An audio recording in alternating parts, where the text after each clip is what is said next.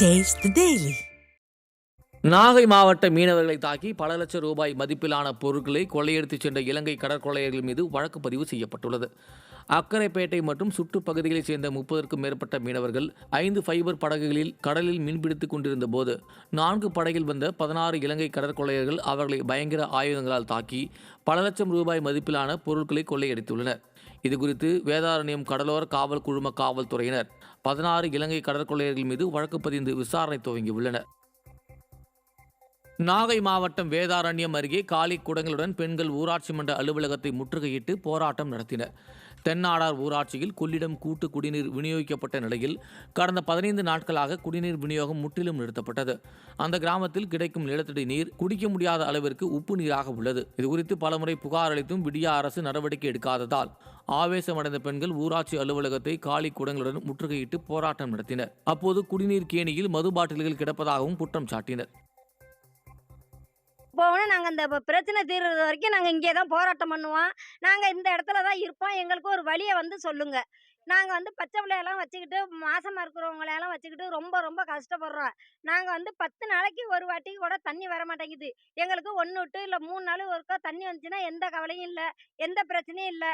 நாங்கள் ஊராட்சிலையும் கேட்குறதுக்கு இந்த பதிலை தான் சொல்கிறாங்க. நாங்கள் கிராம சபை கூட்டத்துலேயும் சொல்லி பார்த்துட்டோம், மே தினத்தன்னைக்கும் சொல்லி பார்த்துட்டோம். எங்களுக்கு தண்ணி பிரச்சனை, அடிக்கடி தண்ணி பிரச்சனை தான் இருக்குது. இந்த தண்ணி பிரச்சனைக்கு ஒரு தீர்வு சொல்லுங்க அப்படின்னு சொல்லிட்டோம். பாட்டு மூடில இருந்து பாட்டுல இருந்து எல்லாமே அதுல போட்டுறாங்க. நாங்க அதுல குடிக்க முடியுமா? இல்ல பிள்ளைங்களுக்கு சமைக்கிறதுக்கு நாங்க என்ன பண்ண முடியும்? நாங்க எங்களோட போச்சு. நாங்க ஒண்டிமா இருந்தா அது எங்களுக்கு பிரச்சனையே இல்லை. நாங்க வச்சுக்கிறது எல்லாம் பச்சை பிள்ளைங்க. எங்க பிள்ளைங்களுக்காக தான் நாங்க வாழ்றோம். எங்க பிள்ளையும் நல்லா இருக்கு. கிருஷ்ணகிரியில் சூறை காற்றில் முறிந்து விழுந்த மரக்கிளைகளை செங்கல் சூளைக்கு விற்பனை செய்த அரசு பணியாளர்கள் மீது நடவடிக்கை எடுக்க வேண்டும் என கோரிக்கை எழுந்துள்ளது. அண்மையில் சூறாவளி காற்றுடன் பெய்த கனமழையால் பழைய வீட்டு வசதி வாரிய குடியிருப்பில் மரக்கிளைகள் முறிந்து விழுந்ததை அடுத்து அதனை அகற்றிய அரசு பணியாளர்கள் அதன் அருகிலிருந்த சேதமடையாத பழமையான தைல மரத்தையும் முழுமையாக அகற்றினர். இதற்கு எதிர்ப்பு தெரிவித்த சமூக நுகர்வோர் நல பாதுகாப்பு சங்கத்தினர் தங்கள் உடலில் தைல மரக்கிளைகளை கட்டிக்கொண்டு மாவட்ட ஆட்சியர் அலுவலகத்தில் புகார் முன்வைத்தனர். அதில் முறிந்த மரக்கிளைகளை சட்டவிரோதமாக செங்கல் சூளைகளுக்கு விற்பனை செய்த அரசு அலுவலர்கள் மீது நடவடிக்கை எடுப்பதுடன் கிருஷ்ணகிரி மாவட்டத்தில் 5000 மரக்கன்றுகளை நட உத்தரவிட வேண்டும் என வலியுறுத்தப்பட்டது. சிவகங்கை மாவட்டம் மேலப்பூங்குடி அருகே மயானத்திற்கு செல்ல சாலை வசதியின்றி அப்பகுதி மக்கள் அவதி அடைந்து வருகின்றனர். திருமன்பட்டி கிராமத்தில் உயிரிழந்த மூதாட்டியின் உடலை சுடுகாட்டிற்கு எடுத்துச் செல்ல சாலை வசதியின்றி 20 அடி பள்ளத்தில் இறங்கி வயல்வெளி வழியாக சடலத்தை சுமந்து செல்லும் நிலை உள்ளது. எனவே மாவட்ட நிர்வாகம் மயானம் செல்ல தோண்டப்பட்டுள்ள கால்வாயின் குறுக்கே பாலம் அமைத்து தருவதுடன் சுடுகாட்டிற்கு செல்ல சாலை வசதி அமைத்து தர வேண்டும் என அப்பகுதி மக்கள் வலியுறுத்தியுள்ளனர். அரியலூரில் சாக்கடை கலந்த குடிநீர் விநியோகம் செய்யப்படுவதை கண்டித்து நகராட்சி அலுவலகத்தை முற்றுகையிட்டு மக்கள் போராட்டத்தில் ஈடுபட்டனர். நகராட்சிக்கு உட்பட்ட 7வது வார்டில் கடந்த 1 வார காலமாக சாக்கடை கலந்த குடிநீர் வருவதாக திமுகவை சேர்ந்த வார்டு உறுப்பினரிடம் புகார் அளித்தும் நடவடிக்கை இல்லை என மக்கள் புகார் தெரிவிக்கின்றனர். மேலும் குடிநீரின்றி அவதியடைந்து வரும் அப்பகுதி மக்கள் நகராட்சி அலுவலகத்தை முற்றுகையிட்டு போராட்டத்தில் ஈடுபட்டதால் பரபரப்பு ஏற்பட்டது. ஸ்டாலினின் மாடல் அரசால் தூய்மையான குடிநீரை கூட வழங்க முடியாதா என மக்கள் கேள்வி எழுப்பியுள்ளனர்.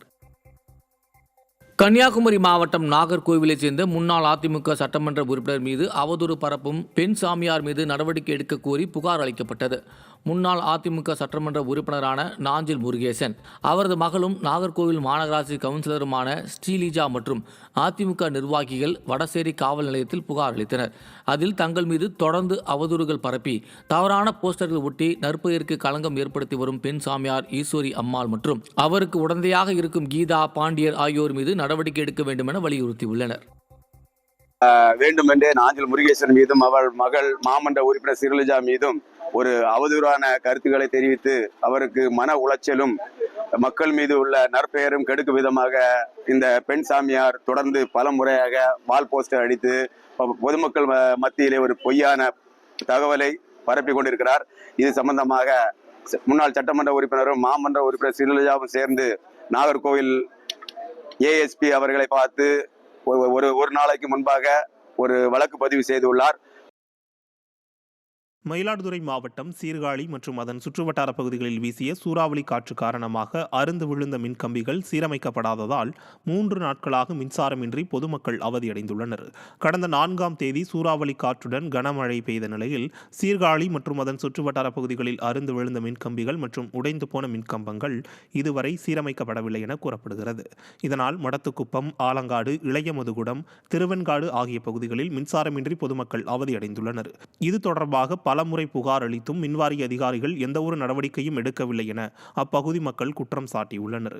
மக்கள் மீது அக்கறை இல்லாத அரசாக திமுக அரசு உள்ளது என குற்றச்சாட்டு எழுந்துள்ளது.